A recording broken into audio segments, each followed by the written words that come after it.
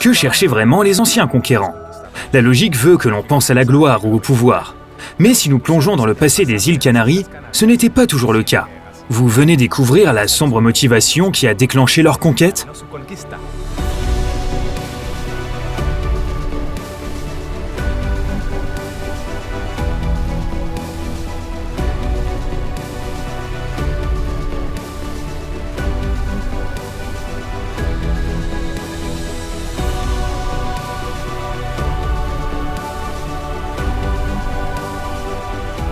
Jean de Bettencourt a été le premier conquérant à arriver sur cet archipel. Il a pris le contrôle de Lanzarote, Fuerteventura et El Hierro en un temps record, en synchronisant les persécutions des aborigènes avec la construction de nouvelles villes. Mais Dario, ce à quoi Jean aspirait était quelque chose de beaucoup plus simple, non? Exactement. En fait, ce qu'il cherchait, c'était l'orseille, des lichens qui produisent un colorant très proche du pourpre.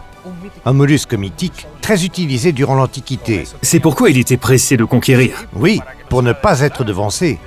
Il a ainsi obtenu le monopole de l'orseille et il a également commencé la conquête des îles Canaries.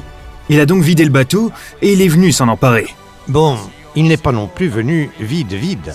Il a quitté le port avec le militaire Gallifère de la Salle et 250 hommes, dont seulement la moitié d'entre eux sont arrivés. Mais avant cela, il devait chercher des moyens de financement pour l'expédition. Et surtout, le droit de conquête.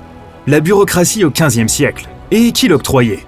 Le roi de Castille, Henri III, le maladif, avec lequel il a conclu un pacte de vassalité, en échange duquel la couronne annexait de nouveaux territoires.